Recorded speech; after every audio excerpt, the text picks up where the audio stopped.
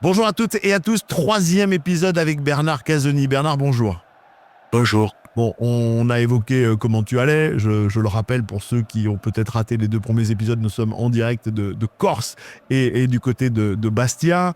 On a parlé de tes meilleurs souvenirs, mais aujourd'hui, j'ai envie d'évoquer avec toi un grand souvenir qui est peut-être le plus lointain. C'est ton tout premier match avec les professionnels. Alors, est-ce que tu t'en rappelles et est-ce que tu peux nous replanter le décor, s'il te plaît?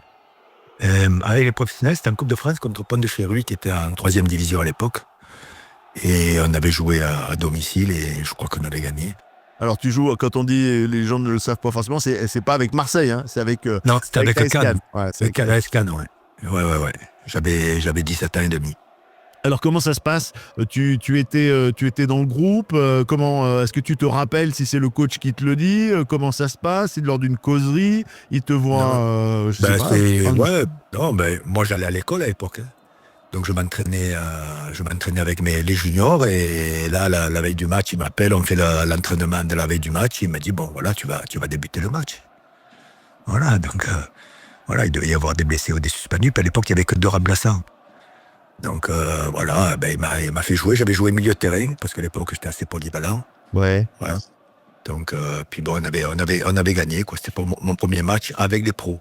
Avec les Et pros. Ouais. après, avec les pros, et après mon match en Ligue 2, mon premier match en Ligue 2, c'est à Avignon. On avait fait 0-0 contre Avignon, qui était dans les deux, trois premiers du classement, qui jouait le Monté. C'est un rêve de Voilà. gosse qui s'était réalisé ou c'était, ça s'est fait naturellement ou tu étais, je vais pas dire obsédé, mais tu avais cette fixation de jouer professionnel où tu te disais ça va arriver? Moi, je baignais tout petit dedans, donc, puisque mon père était un ancien professionnel de l'AS Cannes aussi, on l'appelait l'empereur quand il jouait. Donc il jouait défenseur central. Et puis bon, j'ai baigné dedans. Après moi, ça s'est fait naturellement, hein. Voilà. Donc il y a pas, je l'ai pas cherché ou quoi que ce soit. Moi quand je jouais, j'essayais d'être le plus performant possible et de prendre du plaisir. Voilà, ça a toujours été du plaisir. Après, premier match pro, c'est toujours un événement aussi. Tu te dis tiens, j'approche des pros, voilà, mais je continue à aller à l'école, ça m'empêchait pas de vivre ma vie de jeune homme, quoi, hein. Voilà. Ça a changé la vie à l'école un peu quand on a dans la Pas, classe. pas du tout, non. Moi, à l'école, on faisait les interclasses entre midi et deux, on jouait contre les pions, on jouait entre nous. Non, ça, pas du tout. Moi, je continue à vivre normalement ma jeunesse, hein. Voilà. Qui jouait, enfin, tu jouais avec qui? C'est pas qui jouait avec toi, puisqu'à l'époque, c'est tu jouais avec quel joueur à Cannes. Les supporters de Cannes vont certainement se remémorer plein de souvenirs quand tu vas Moi, j'ai citer les débuté, joueurs. il y avait Charlie Loubet qui finissait sa carrière et qui est son anniversaire, c'était son anniversaire hier. Voilà. Et j'ai débuté avec Charlie Loubet qui lui avait débuté avec mon père à l'époque. Ah oui, donc il a fait le. Ouais. À 16 ans et demi, il avait débuté, lui. Voilà. Donc, et moi, j'ai débuté avec lui. Il avait 35-36 ans. Voilà, Ouais. il finissait sa carrière à Cannes. J'ai débuté, il y avait Claude Darribas, il y avait Claude Desplanches, il y avait Michel Dussouillet qui avait démarré aussi, un gardien de but, qui avait débuté en même temps que moi. Voilà, Yves Bertucci aussi, on avait fait le même match ensemble aussi, qui était un pro avec une petite carrière aussi en professionnel. Voilà. Donc, mais ça suivait son cours normalement. Ouais, Très bien. Moi, je continue à aller à l'école. Alors moi, ça me gênait pas. Après, bon, si je peux jouer avec les pros, je jouais avec les pros. Je ne faisais pas. Voilà, tant mieux, hein. Voilà, si je dois jouer, je joue. Si je dois pas jouer, je joue pas. C'est pas. Après, moi, à l'entraînement, je prenais du plaisir. J'essayais d'écouter les anciens. Toujours, j'ai beaucoup appris avec les anciens. Sur les conseils des anciens, écouter leurs paroles, tout ça. Voilà, je me suis formé beaucoup avec ça parce que il n'y avait pas les centres de formation à l'époque. Ça commençait à débuter. Mais oui, c'était en quelle année? Rappelle-nous l'année. 78, 78, Ouais. 78, 79. À Ouais. 78, il y avait quoi? Il y a Saint-Étienne qui a un centre de formation, Marseille. Voilà. Puis bon, moi, j'étais supporter des Verts à l'époque, hein. Non, Ouais. à Marseille, il n'y avait pas, hein. Moi, j'étais supporter des Verts, hein. Voilà. Puis un petit tournant aussi de ma carrière, c'est qu'à Cannes, il y avait un grand tournoi junior. Au départ, c'était des équipes de clubs, puis après, ça a été les équipes nationales. C'était réputé un grand tournoi junior international. Et à Pâques, donc c'était la même année, quoi.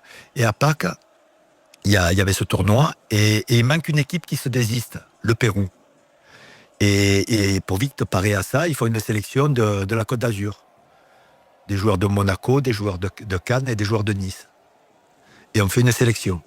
Voilà. Et moi, je suis capitaine de cette sélection. Et dans le groupe, on tombe contre la France. contre l'équipe de France. Eh oui. Donc on les bat et on va en finale du tournoi. Et on avait perdu contre l'Uruguay. Et je me suis fait remarquer grâce à ça.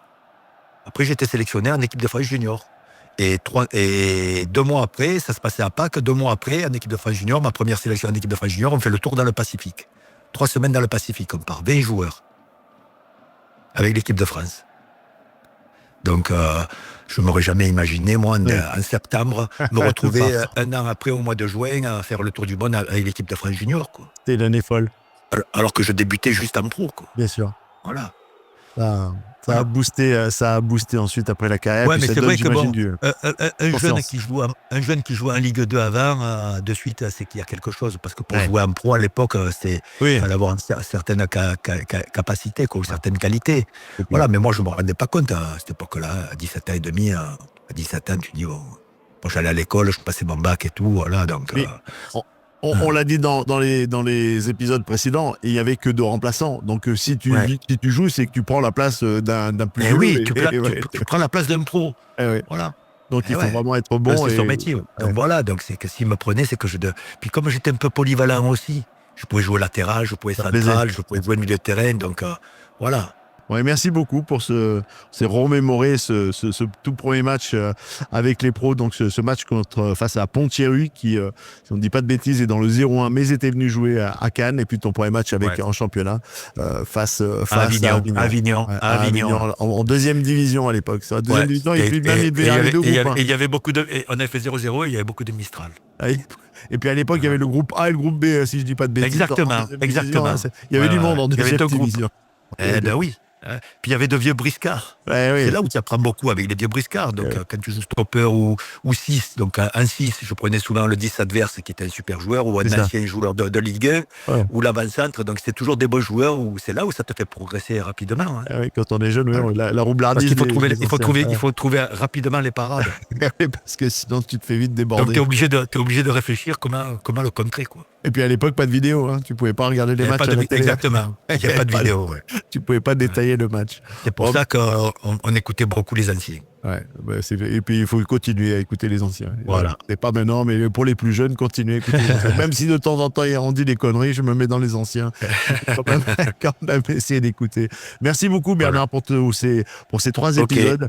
Merci pour ces moments délicieux. C'est vrai que c'est toujours très intéressant. Et puis on a ouvert un petit peu le livre de ton histoire et on te souhaite plein de belles choses. Ok, merci bien. Voilà, merci à toutes et à tous. Merci de votre fidélité. Vous continuez bien sûr à vous abonner. Encore un grand merci à Heidi, notre ami toulonnais qui nous a mis en relation. Je le remercie, je l'embrasse très fort. Et je vous dis à très vite pour une prochaine interview. Bye bye.